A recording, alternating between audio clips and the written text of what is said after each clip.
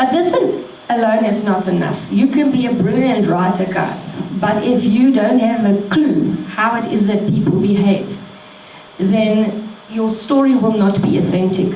And in the Muse Awards and other screenwriters competitions, one of the things that people will look at is the world that you're creating in your story believable? And a major thing is, do your characters behave in an authentic way? One of my colleagues gave me a script to read, and I gave him the bad news. This is a page 1.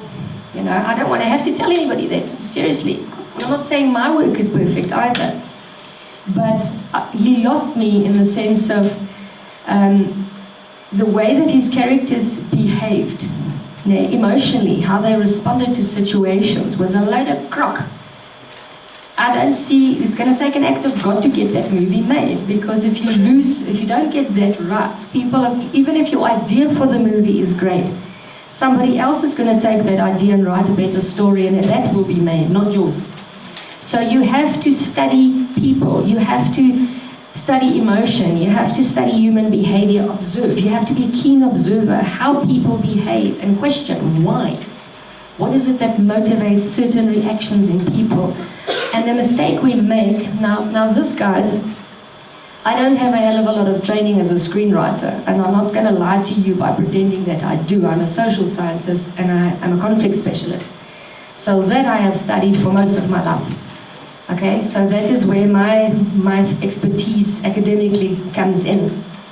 And that's why I like training on this subject. And I actually asked today to be able to train you on the subject, and I was told maybe not for this round of, they wanted other things. But if you guys want to host me, feel free to invite me back. Maybe we compete with the NAVF for money so that we can do a workshop specifically around emotion, because that's where my academic credentials lie.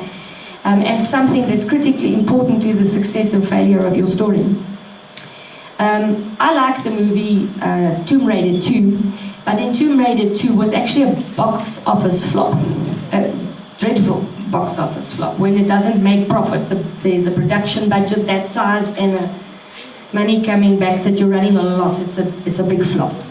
And one of the things that people said, but why is it that was such a big flop, is because people found the character cold. They couldn't identify with her, even though she could kick butt.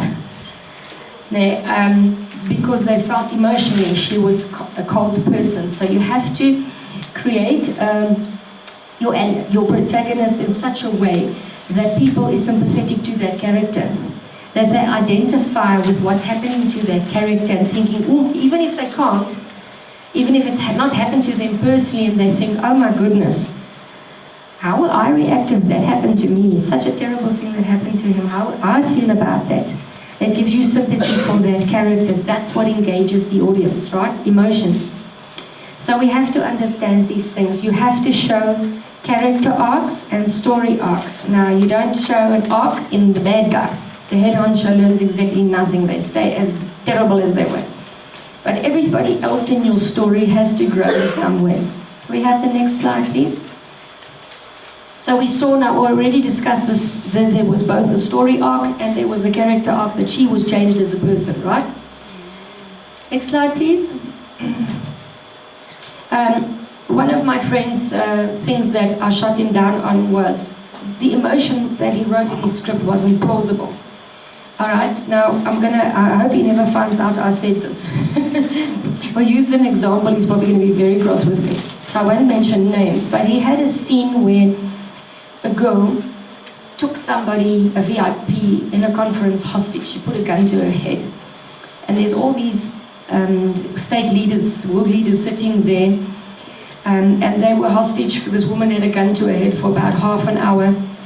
And then she was going on about issues that's never mentioned in the story, only mentioned there that she was now trying to air her views on.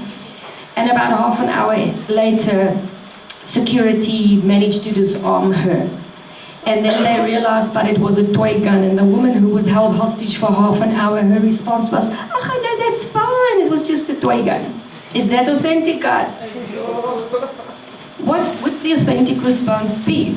You were held hostage, you're nervous, you pray to God, nothing happens, and so on. Now, you're relieved because you were rescued. Then you realize it's a toy gun. At some point, I'm telling you, if it's me, I'm probably going to throw a bitch fit that night. You're going to get angry. How dare this person have come in? You're going to shout at the security guard, why did you let this happen in my island?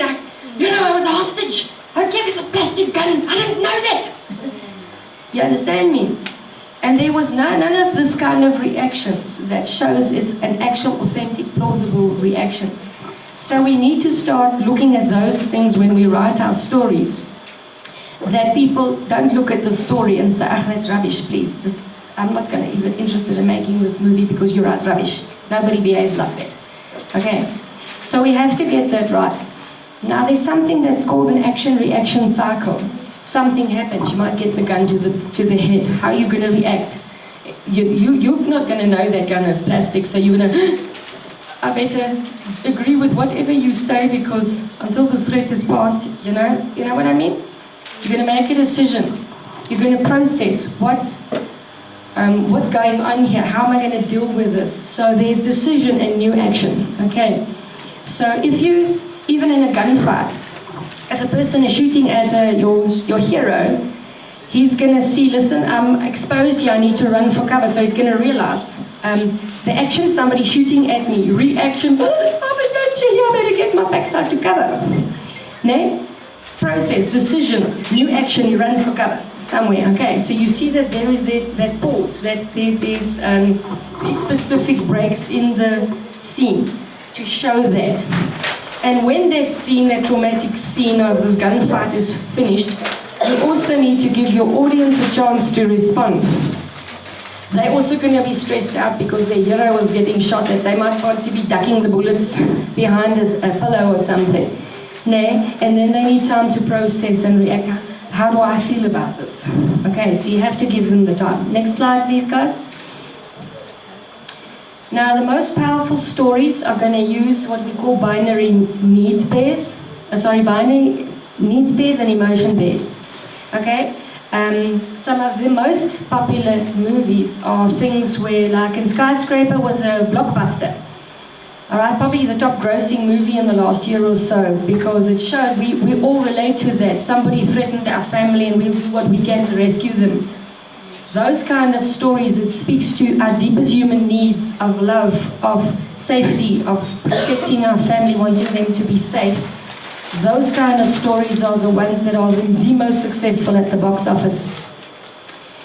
So you need to look at love, need to protect family, need for justice, and bring those things thematically into your stories, because that's what's going to resonate on a very deep level, even subconsciously, with your audience. Okay, that's how you hook them, because we all have those needs. Next slide, please.